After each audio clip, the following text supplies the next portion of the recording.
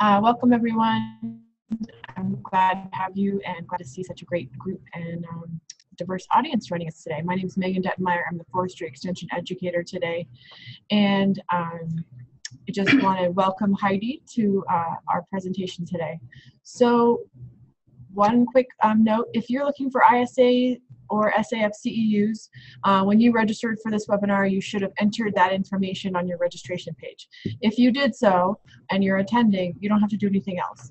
If you forgot to enter that registration information, you'll need to send me an email with that information included in it. Basically, you're just your name and your identification information. One other note, please mark your calendars for our webinar next month. That will be on June 21st, and we are having Dr. Susan Day of Virginia Tech, and she's going to be talking about soil profile rebuilding, rehabilitating compacted soils, and I think many of you would probably find that interesting. So mark your calendars for June 21st. So today, Heidi's going to be talking to us about managing trees during drought conditions. Marion Murray recommended Heidi come and give this talk today, and I'm very happy that Heidi said yes. So Dr. Heidi Kretsch is the State and Area Horticulture Specialist for the University of Nevada Cooperative Extension. She has over 15 years of experience doing research on woody plant stress and teaching arborists and landscapers how to manage trees in urban areas in Western states. I put a link to Heidi's book, Water Efficient Landscaping in the Intermountain West, in the chat pod, and I'll do that again. So if any of you want to reference that, feel free. So I'm going to give the time over to Heidi and look forward to listening to your talk. Thank you, Megan. I'm really excited and glad you tuned in. I'm going to be talking about managing trees during drought conditions. And as we know, droughts in the western United States have becoming much more severe and frequent, and they are particularly hard on our trees. But we also know that the benefits provided by trees more than compensate for the water that they use, because trees lower our energy use by shading our homes, our commercial properties, and other living areas, thus reducing the heat load on our cities. So trees are important, and I'm not telling you guys anything new, but I'm hoping that you will learn a little bit more about how to properly irrigate them in really dry climates. So what we're going to cover today during our time together is the impact of drought on trees, the most effective irrigation strategies for trees, and then other management issues for trees during drought. And then a little bit towards the end about selecting trees for drought resiliency. So in Nevada, the trend has been to remove turf grass to conserve water and save money on the water bill. Unfortunately, this has led to the decline of many trees in the Reno, Las Vegas, and probably other urban areas in the West. Trees that have spent most of their life relying on the relatively shallow, frequent irrigation received by lawn sprinklers have suffered. And although at first glance, when you look at this blue spruce, you don't really notice that it's under stress, can any of you pick out some clues that this tree is beginning to struggle?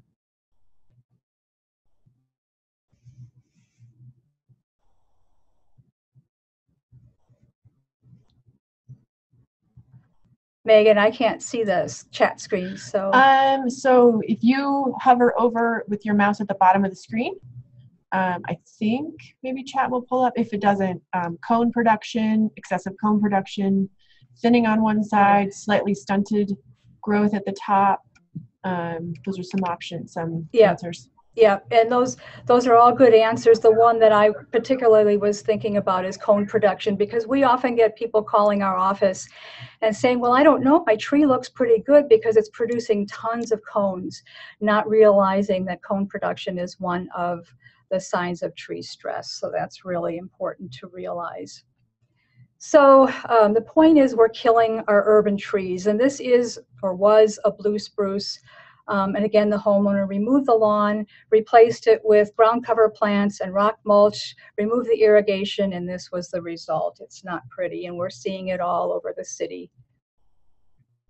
So let's back up a little bit and remind you of what transpiration is, how trees take up water from the root zone.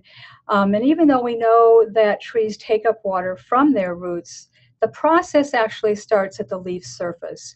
And so as evaporation happens at the leaf surface, capillary action pulls water molecules from below. And this process continues through the water conducting tissues, the xylem of the tree, until there is no more moisture in the root zone. And as we know, hot, dry air can increase the rate of transpiration, as can wind blowing across the leaves. And the tree's response to drought is to close their stomata. Stomata are the tiny leaf pores that are on mostly on the bottom sides of leaves. They also slow their rate of photosynthesis. We also see the death of root hairs and feeder roots, which causes wilting and scorch and defoliation. And the new leaves produced may be smaller than you would normally expect them to be. We also see premature fall color. Here in Western Nevada, we even see it sometimes into June, which is kind of disturbing. And then as the drought progresses, you'll notice dieback of shoots, a growth in the height and girth of trees declines, and as we said, heavier than normal seed production, which in some species can lead to susceptibility to insect pests, secondary pests like spider mites and wood-boring insects. And here's an example of dieback on white birch. This is drought-induced dieback, but we're also probably seeing a secondary infestation by bronze birch borer. Bronze birch borer is one of those secondary pests that tends to come in an opportunistic moment when the tree is under stress due to drought. So this next couple of slides I'm going to show you is based on information and research done by my colleagues and me while I was at Utah State University. We created a spreadsheet model that showed how much water is used in landscapes of similar sizes with different vegetation profiles. And we verified the model against observation of water use over 8 years in 3 landscapes in Salt Lake City. And as you can see, in landscapes of roughly the same size, a dramatic decrease in water occurs when you go from a turf grass-based landscape to one that is more based on trees and shrubs. We actually observed a nearly 70% decrease in water use. So the most valuable asset in our urban area. Unfortunately, in many cities, we aren't paying enough attention to their proper care, especially irrigation. So here's a good time to talk about irrigation. And as you know, the goal of irrigation is to replace the water loss from the root zone due to transpiration, evaporation, and percolation of that water below the rooting zone. Unfortunately, many people water their trees the way they water their lawn, frequently and shallowly. They don't understand that tree roots can grow to 3 times the depth of turf grass roots, and so we need to water them differently if we expect them to thrive. So here's a reminder of where the tree roots actually are. Most of the fine absorbing roots for trees are found predominantly within the first 2 feet of soil. Anybody know why tree roots don't usually grow down below 2 feet, or at least the water absorbing roots? If you have any answers, yeah, feel free to put them in the chat. So they need oxygen. There's no oxygen or water. No oxygen in the soil. Those are some answers that are coming up. Yeah, so I'm noticing a trend. It is oxygen. In addition to water, trees need oxygen in order to grow and thrive and to actually to take up water. So that's critical. But 2 feet is definitely deeper than most other plants in the landscape. Also notice that tree roots grow very long horizontally in comparison to the depth to which they grow. And this is really critical when we decide how we're going to design an irrigation system to meet the needs of our trees. And so the generally accepted idea is that we need to wet at least 60% to 70% of the tree's root zone in order for that tree to thrive. And this is especially true in parts of the country where little precipitation falls during the growing season. In Nevada, we typically receive less than 7 inches of precipitation per year, and most of that happens during as snow melt during the winter. And so we promote the concept of hydrozoning, which is one of the core concepts of xeriscaping. And hydrozoning means that you group plants into irrigation zones with similar water needs. So in other words, your plants should be on the same, that have the same irrigation requirements, should be on the same zone. And then you irrigate those zones on separate valves so that you have control over the duration and the frequency of irrigation. In other words, you want to change your irrigation scheduling based on the rooting depth of the plants. And so here's a good time to talk about the fact that it's not just a simple matter of applying water to trees. There are actually two aspects to irrigation scheduling. And one is the duration of watering, in other words, how much water to apply. And the second aspect is the frequency of watering. How often do you apply it? And as I mentioned, we want to water our trees more deeply than other landscape plants. The longer you irrigate, the deeper the water penetrates the root zone. So it's actually the depth of the plant roots that determines the duration of watering. And again, for mature trees, you want to get the water down to about 24 inches into the soil. And as you'll notice by this slide, tree roots need deeper watering than roots of other landscape plants. And that's why it's particularly important to irrigate our trees separately from other plants in the landscape.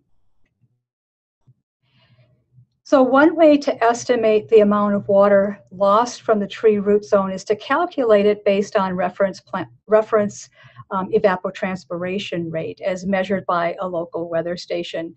And this calculation that I've got showing you on this slide is based on the American Society of Civil Engineers guidelines and was modified for practical use. But basically it states that you take a factor of 0.623 times the plant area times a species-dependent plant factor times the reference evapotranspiration rate, or ETO as we abbreviate it, per day, and divide that by the irrigation system efficiency. Go through some of the aspects of that calculation a little bit. So the plant area refers, it can be calculated by the crown diameter squared times 0.7854. And the crown diameter is the diameter of the circle described by the drip line of the tree. So when you take that diameter, square that, multiply times 0.7854, and you should get a number that represents the plant area. In this case, if this were a tree that were 10 feet in diameter, you would square that, get 100, multiply times 0.7854, and you get 78.54 square feet, and you plug that into your calculation, into the equation. The other thing that's important to know is about evapotranspiration. As we know, some plants are more efficient than others at using water. Evapotranspiration is actually the rate of water loss from a 4 to 6 inch cool season turf grass transpiring at its maximum rate. Other landscape plants then are a little bit more efficient than turf grasses, and the estimate is that trees use about 50% to 80% of reference water loss, reference evapotranspiration, which translates to a plant factor of either somewhere between 0.5 and 0.8, depending on the tree species. Many of you probably have a website that you can go to get this information on daily evapotranspiration rate.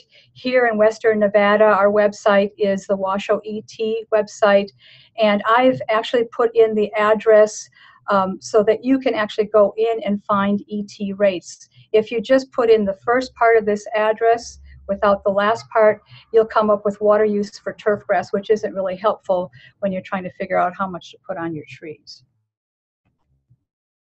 And as I mentioned, again, we water trees deeply and less frequently.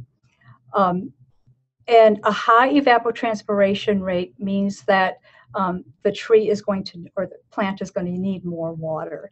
And so I I actually did those calculations based on historical evapotranspiration rates in our area and came up with a chart showing the number of gallons of water needed by different kinds of trees and plants per week. And so you look at the top of this chart, it says plant canopy diameter in feet, and on the left-hand side is the type of plant. And even within the type of plant, I've split it out between different types of water use, so between medium water use and low water use, in this case trees, and came up with a number of gallons per week. Now, that doesn't mean you have to water your trees every week. In some places you will. In other places you can get by with watering every 10 days or every 2 weeks. A lot of that will depend on your climate and your soil type. So let's talk about... Quick question, can I interrupt you for a second? Yep. Is that table something that is available on a website somewhere? It's actually available in that book that you just talked about at the beginning of the webinars. Okay. So the table in the book is based on north central Utah, but I have modified that table here to represent the needs of plants in western Nevada, which is a little bit higher. We have a little bit higher evapotranspiration rates here. So, but thank you for asking that. When it comes to irrigation of trees, we recommend micro-irrigation because the application rates are slower, which is really, really important because that gives the tree enough time to take up the water as it's applied. And a reminder that because the application rates are slower, the output is measured in gallons per hour rather than gallons per minute as it is with lawn sprinklers. So that's a really critical element. People get kind of shocked when you talk about how long to keep drip systems on your trees, but just remember how slowly that water is coming out. And that's actually a good thing because it makes drip systems a lot more efficient than sprinkler systems because you have less loss of water due to evaporation and less runoff and leaching through the root zone. And if you're thinking about that calculation, that equation I gave you a few slides earlier, the system efficiency for drip systems is about 80% to 90%. So you can put in a factor of 0.8 or 0.9 or somewhere in between there. For sprinklers, it's less than 75%. So you get a great increase in the efficiency of irrigation with drip irrigation systems.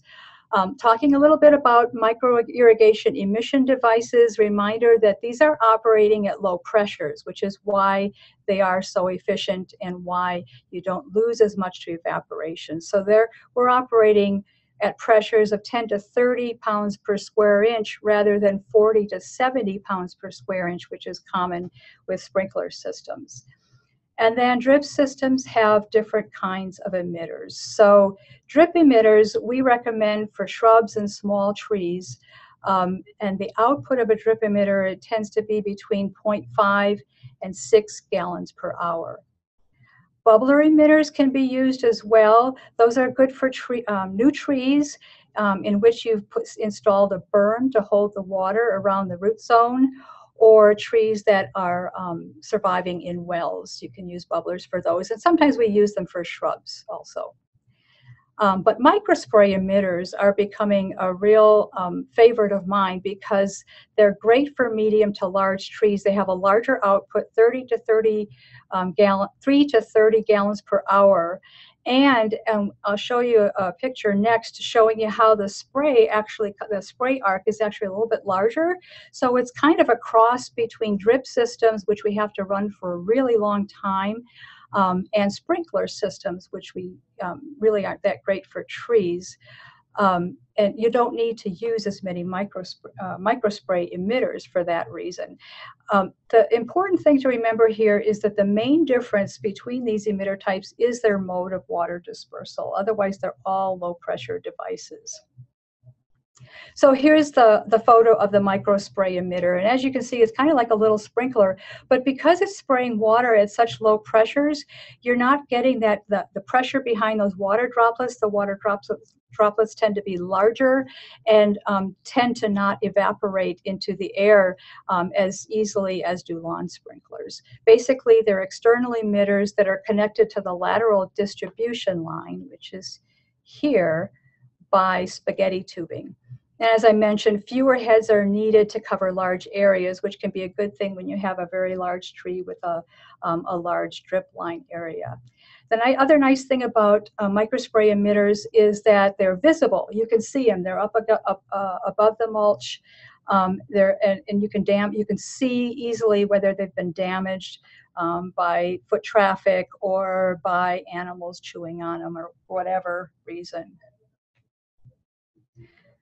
And so here's an example of how you might schedule or arrange emitters for a tree. And let's go back to that the chart that I showed you a few slides earlier. I don't know if you remember, but large trees with a canopy size of 14 or more feet can use more than 160 gallons of water per week.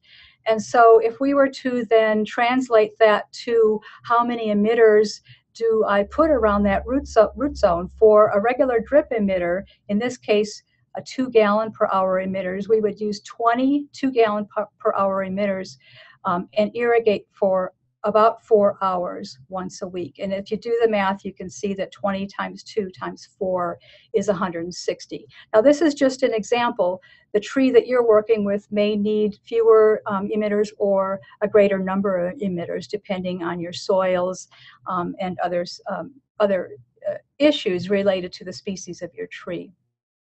If you were to convert that to microspray emitters, for example, you could cut back on the number of emitters. You could use 8 20-gallon per hour emitters and only irrigate for 1 hour. So you can see how using microspray emitters kind of gives you the best of both worlds. You get the efficient irrigation system that you're looking for with drip, but yet you're not having to put out quite so many emitters. Another thing that's really important to understand is that the spread of the wetting front depends on the soil texture. And so how you arrange emitters around the root zone of a tree depends on the spread of that wetting front. And this is something you'll just have to experiment with and get used to just from experience. But it depends on the soil texture. For example, if you're applying water to a very sandy soil, that wetting front is going to be much narrower than it would be if you were applying water to a clay soil. And that's because of the higher surface tension of clay particles compared to sandy soils. It also influences how often you need to water, because clay soils can hold more water than sandy soils, and so you may not need to water as frequently if you've got heavy clay soils. Here in Western Nevada, we can have anything from sandy soils to heavy clay soils, even all within the same landscape. It can be really variable because our soils are so geologically young. And so it's kind of a challenge for folks here. But again, it's all a matter of playing it by ear and testing your system to make sure you're getting the type of coverage that your tree requires in order to thrive. So now let's talk about emitter arrangement around trees. So this is for young trees. And the goal for young trees is to wet as much of that root ball as possible in order to give that tree a good chance of survival.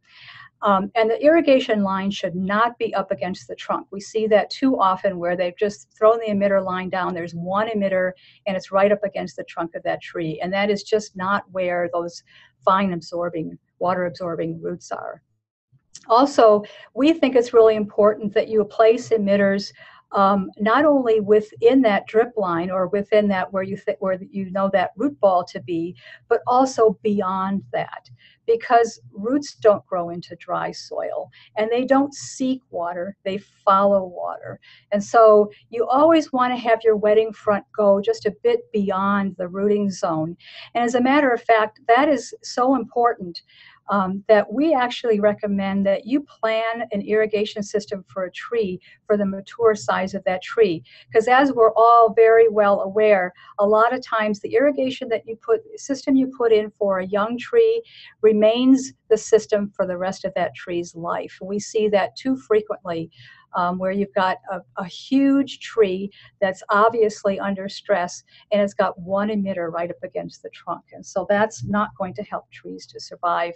And this is really especially critical in areas of the country where you get little to no precipitation during the growing season, because where you put the water is going to determine the architecture of that tree's root system. And if you want roots that are only growing in one direction, that's what you're going to get when you put just one emitter by the tree. You have to have emitters all around that tree as equally spaced as possible in order to get a really nice root system that can allow for the long-term survival of the tree. Heidi, you said something that I really liked. You said roots don't follow the water. Can you say that again? Yeah, roots don't seek water, they water. follow water. Okay. Yeah, that's a really important thing. And I've actually heard people say, well, don't worry about it because those roots, they'll end up, seeking out water till they hit the Truckee River. Well, that's probably in most parts of the city, that's not going to happen in Reno. We have a river that runs through our city, but most of our living areas are not up against the river. And so we don't see tree roots doing that. That's actually a common misconception. So thanks for reminding us about that. So here's a photo, which is shows you the result of inadequate early water distribution. So here's a pine tree. Obviously, it's under stress. And when you take a closer look, you can see that a virtual pot has been created because I'm not sure where the irrigation line was for this tree, but it obviously the emitters were not going out beyond the root zone because you can see those roots continuing to grow around where the pot was when that tree was planted. And so a really bad situation, and a situation that's going to lead to a very short-lived lifespan for this tree.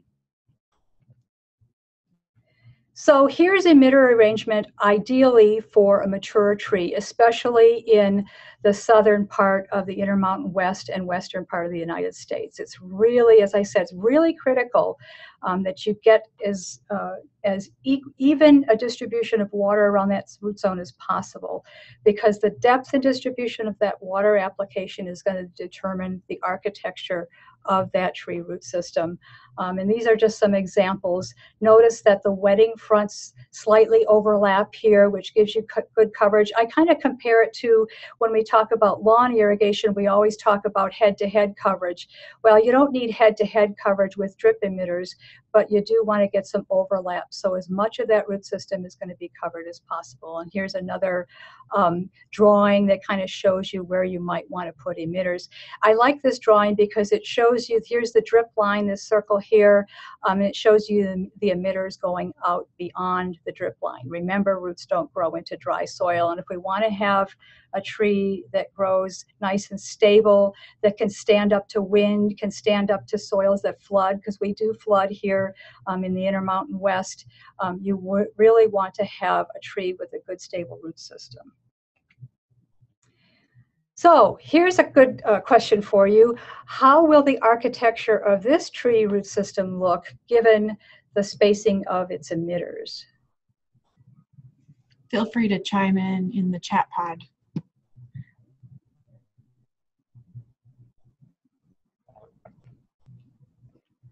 Someone answered, or one-sided. Yeah, yeah, one-sided. Yeah, one-sided. Yeah, pretty obvious. Basically, it's better than just one emitter right against the trunk, but it's not ideal. And by the way, these are not microspray emitters. These are actually drippers that are held up by stakes. So I'm not sure of the output here, but it doesn't seem to me to be adequate for the needs of this tree. I don't see the canopy, but I'm pretty sure this tree, if it's not stressed now, is going to be under stress in the future.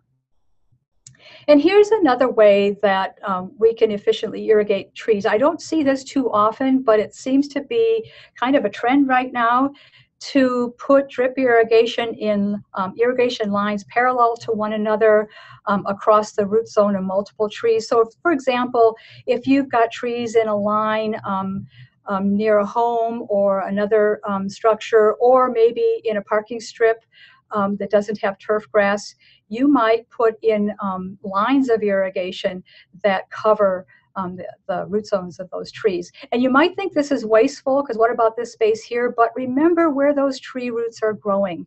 They're growing well beyond the canopy of that tree. And that's a good thing. You want that to happen because it stabilizes your tree. And so this is kind of what I would call planting in groves and allowing those root systems to commingle a little bit and get as much water as possible. Remember where those roots are. And here's an example where one could have probably used the parallel line irrigation system. I don't think they actually did use that here, and these are crab apples that seem to be doing quite well, but they are also a small tree and relatively drought tolerant. But this is a situation in which you could use parallel lines of irrigation. What about this? What problems are you seeing here that aren't immediately obvious to the eye?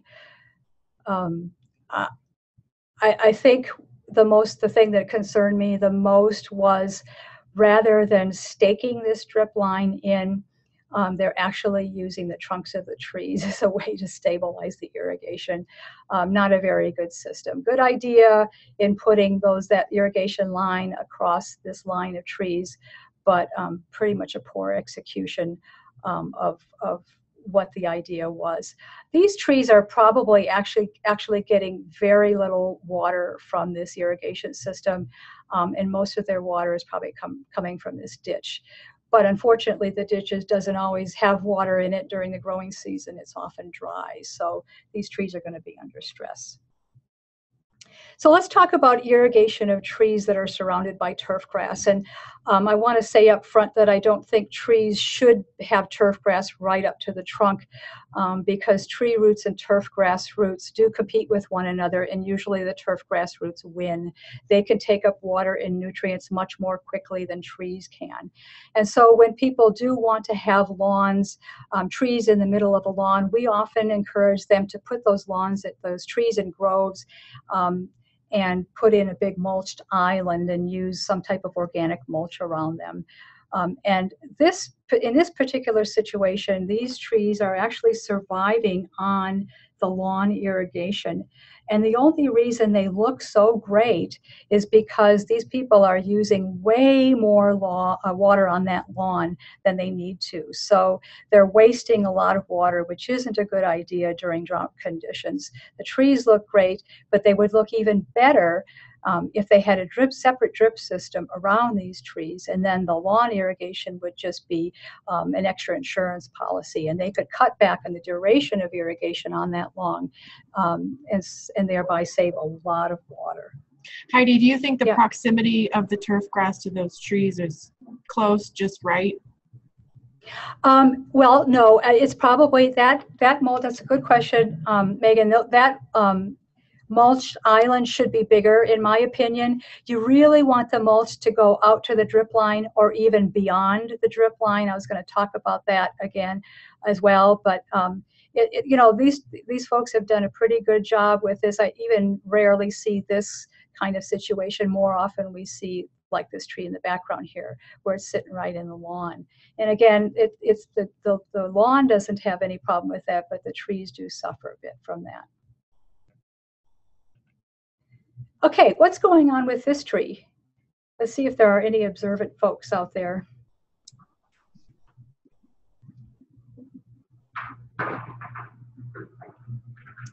Anybody has any suggestions? Wind, radiant heat, 2 options. Those are good options, but there's one big glaring one. Synthetic grass, no water. Yeah, if you read the sign, yeah. So this isn't real turf grass, this is synthetic turf grass. And this is more severe than I've seen on any tree in our area. And I think it actually has to do with the synthetic grass, which, as many of us know, can lead to very, very high soil temperatures, which has obviously had a detrimental effect on this tree. And the root system is probably very stunted, which and this tree could be in a windy area. And so with a stunted root system and lots of wind, you're really looking for tree failure at any time in this situation. So it's not really great for the tree.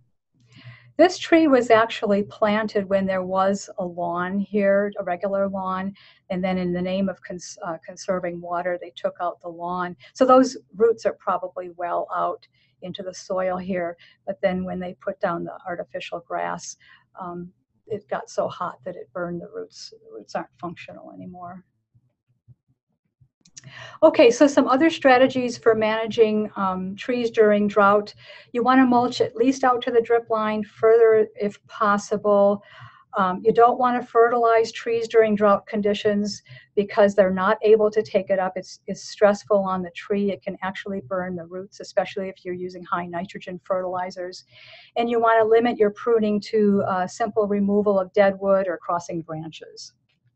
So now let's switch gears just a little bit and talk about urban tree selection for drought resilience. And while I know you guys are from all over the country and even other parts of the world, there are some trees that I think are universally pretty drought tolerant, but I am going to ask you for your ideas later in the presentation as well.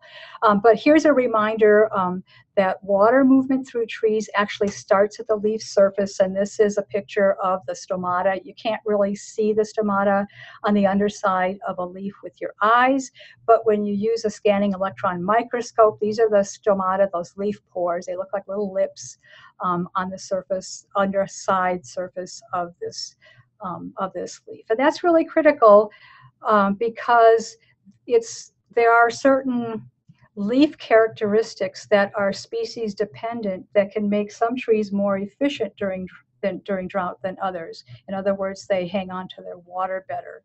And some of those adaptations that are species specific include leaf size. So a smaller leaf size means there's less area for water loss. And you see that in a tree like Rocky Mountain juniper, where the leaves are basically reduced to a fan of needle-like structures. Leaf color also, so leaves that have more of a bluish tint tend to reflect high energy solar radiation in the blue wavelength, which keeps leaves cooler. So that's a strategy for something like Fremont barberry, which is actually a shrub. And then leaf orientation, so having leaves that are oriented so that they have less area of the leaf exposed to solar radiation can actually be helpful during times of intense solar radiation to protect that tree from extensive water loss. And then root systems. Gamble oak, which is a native tree in the Intermountain West, actually has very deep and extensive root system that can tap into water resources that are deeper than might be available to other tree species. And so, the other thing to think about is that some trees are actually susceptible to secondary infestation by bark beetles and borers, which are those secondary pests that tend to take advantage of stressed trees and move in.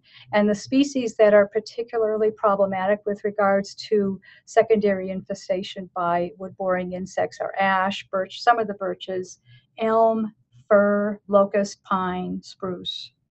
So those are trees that I would recommend planting less in places that have high susceptibility to seasonal drought and droughts throughout the years. And a lot of times you'll hear that planting native trees will help you to save water, but where we live here in Western Nevada, our native trees are primarily native to riparian areas and higher elevations where it's cooler. If we were to leave the area and nature took over, there would be very few trees, native trees, actually growing in the places where our human population lives right now. And so things like quaking aspen, river birch, cottonwood, pine, some of the pines, willow, these are all trees that are native to areas that are not where people live. It's very, very hot in our valleys and very, very dry. And so some of these trees really suffer. And so telling people to simply plant natives is probably not the best solution. There are some native trees in some parts of the country and the world that will actually do really well under drought, but that doesn't always hold true. You can't make a blanket statement about native trees. So here's a list of trees that actually do surprisingly well with less water. And I'm going to do a little bit of tell you that these trees are in zones 4 to 7. I realize that there are trees in zones 8, 9, and higher, so trees that are able to be planted in warmer environments that are very, very drought tolerant. However, in our area, we have fewer trees to choose from. So things like bald cypress, ginkgo, which is very underplanted in our region, hackberry, another one that I'd like to see planted more around here, Rocky Mountain juniper, which is the tree form of juniper rather than the foundation shrub juniper. And then some of the maples, we actually plant a lot of red maple around here, but better choices would be Amur maple, sycamore maple, Tatarian maple. Those are actually a bit more drought tolerant. They're smaller trees. And even mulberry, which surprisingly has very, very large leaves, is very, very drought tolerant. And so I'd like to see more mulberry planted around here, as some of the oaks as well. And I'm interested in some of the trees that in you guys where you live. What kind of trees do you find are more drought tolerant than others? Are they similar to my list, or do you have some other suggestions? And one more question, is this list going to be available somewhere besides in this talk, or is it in your book? I assume it's probably in your book too. Yeah, in the book, I don't know if every single one of these trees is in the book, but we do have, chapter 3 has an extensive plant list, and it's not just trees, it's plants of all types that have a higher resistance to drought. So yes. Okay, Tyson said similar lists for when I was in Seattle. Nick Smokovich, I'm not sure where you're from, Nick, but Afghan pine is one he recommended. Franco said similar lists to Northern Italy, so. Good. Yeah. Okay, well, it's good to know that that some of these trees are available and do well in other places as well. And that's it. So I have 15 minutes for questions. So any other questions from the presentation, I'd be happy to answer them. Great, Heidi. So there are a couple questions in the Q&A. So if you stop sharing, which is down at the bottom of your screen, you'll be able to see them. And then you can pull them up and read them however you want. There's a couple of questions in the chat. So let me take care of chat. You look at Q&A. Okay. How's that sound? Sounds good.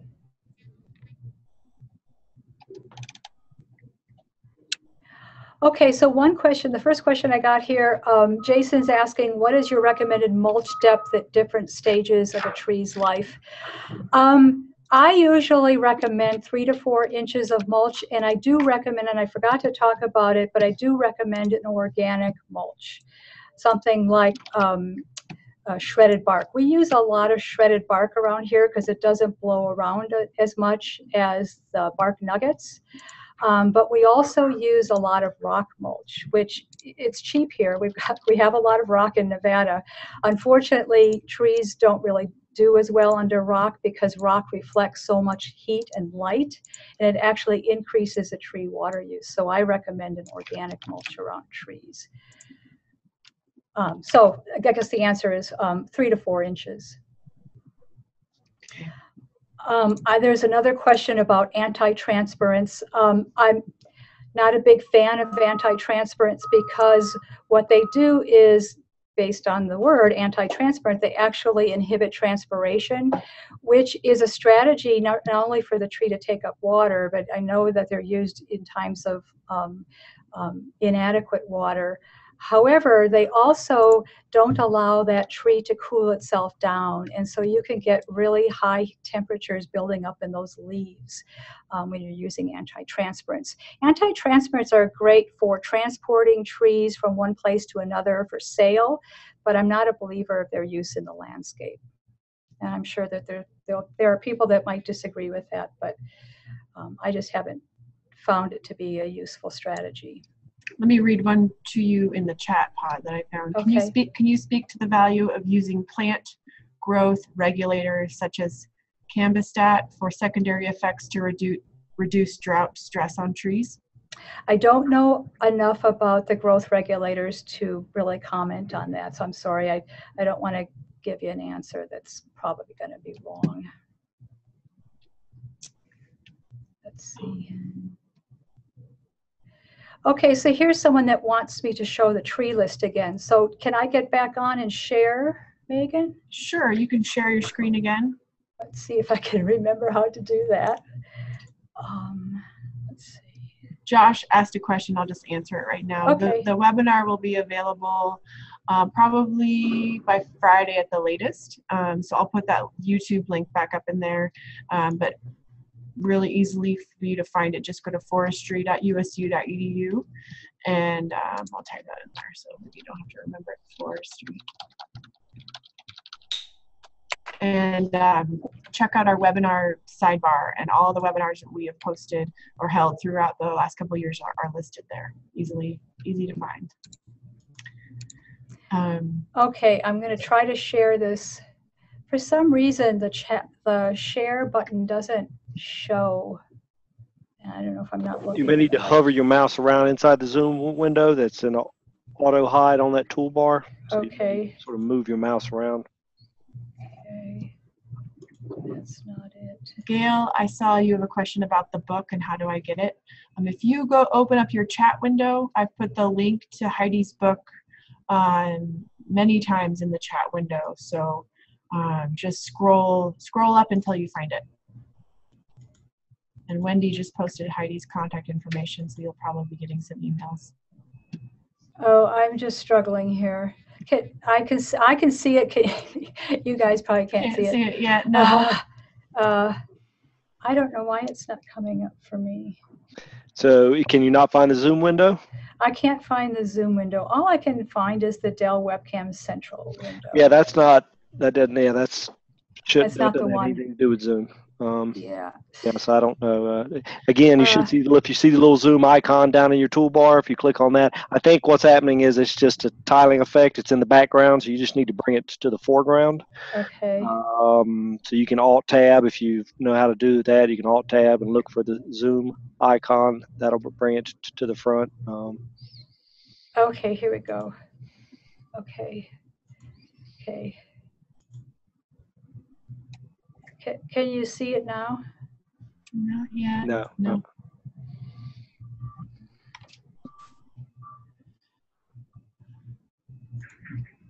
Well, folks can just check out the recording if they want to see the. Oh, there we go. Got it. Got it? Okay. Yeah.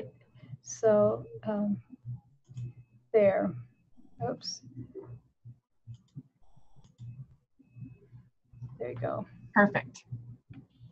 Okay, So now I there's can't the see list. questions, so if you see any other Yeah, questions, no worries. Megan. So I will read, I'll read one, okay? So Okay. we use a soil moisture content reader to help manage our tree watering program.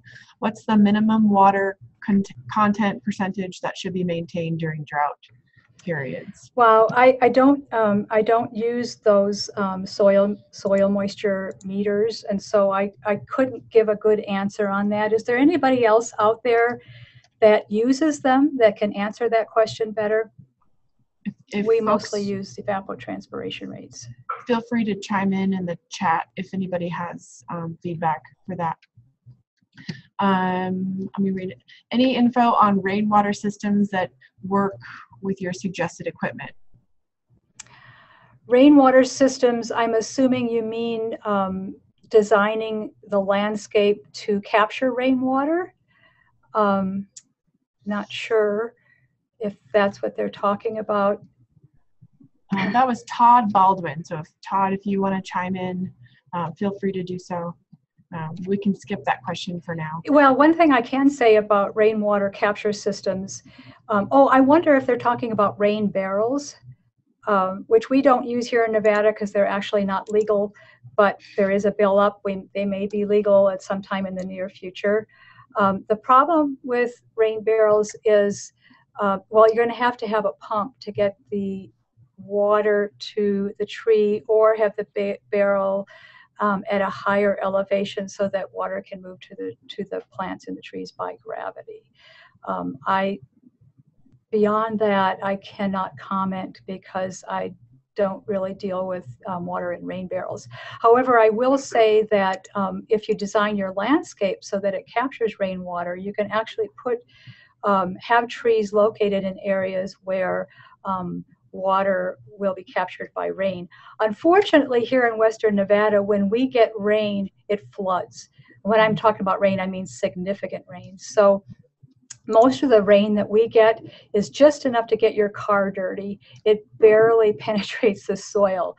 But when we do get rain, like we did this year in the spring, we got huge amounts of rain, which caused a fair degree of flooding. And actually, trees don't do very well with flooding. Most trees don't do very well with flooding. So trees can be a little bit of a challenge to use in those kinds of systems where you're capturing rainwater. That tends to work better in the southwestern part of the United States, where you actually have a rainy season and you can capture that water and use it in your landscapes better than we can in the drier, hotter parts of the Intermountain West. Valerie asked, how do you feel about using fallen branches, twigs as mulch? Example, shagbark hickory. Yes, I think that's good. One thing, chipping them up a little bit would be helpful. I know that there are some arborists in our area that actually grind them up and turn them into something a lot more finer than a typical mulch, but it holds water in pretty well and keeps moisture around this root zone. One thing here in Western Nevada and probably other parts of the West as well, we have a fair degree of wildfire hazard.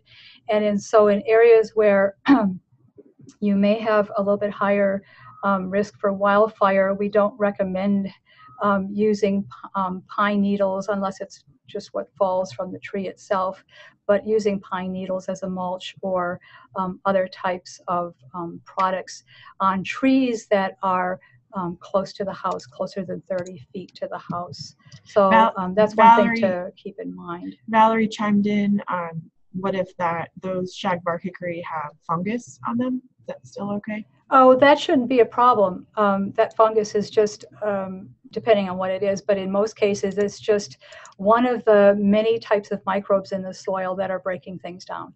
So not a problem at all. Okay. And Tyson asked, would an added thickness of mulch be okay during drought conditions, approximately 6 to 12 inches during anticipated drought conditions, in hopes that more moisture would be retained? Well, it sounds like a good idea, and I don't know if anyone's ever tested it, but 6 inches, okay, I'd be okay with that. You get up to 12 inches, and I'd be afraid that you are now eliminating or excluding oxygen from the rooting zone. And remember, I told you that oxygen was critical to the ability of those roots to take up water. So I haven't tested that. I don't know what the oxygen content would be below 12 inches of mulch, and it might depend on the type of mulch you use. It basically, the coarser the mulch, the more you can use without risk of lowering oxygen contents around the root zone. And the finer the mulch, the more you're going to have issues with oxygen. Great. I'm going to ask Mark to launch our poll really quickly, just so we can have participants evaluate the webinar. We still have a couple of questions. And if that poll pops up, feel free to just move it off your screen so you can stay engaged or answer it and be done.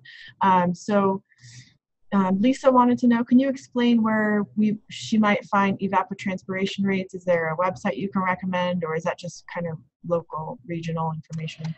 It is local regional. I don't know where Lisa's from. I know here in Nevada, we have the Desert Research Institute has weather stations all over the state, and they maintain a website where they keep track of that information. And I know in Utah there is also a website that you can go to, and I think it's the Division of Water Resources, but it's been a few years since I've been there, so I can't exactly remember where it is. But you might call the Utah State University Extension to find out where that website is. Other than that, in other states, I'm not sure, but most states, at least in the West, are going to have a website with that information available to you. Okay. Oh, Hillary put it in the Q&A, slowtheflow.org in Utah. Yes, Slow the Flow, that's right. Rings a bell. Thank you. Mm-hmm. Randy said he's not seeing Tulip Tree on your list. Are they a heavy water user? I'm really interested in recommending them more to be planted.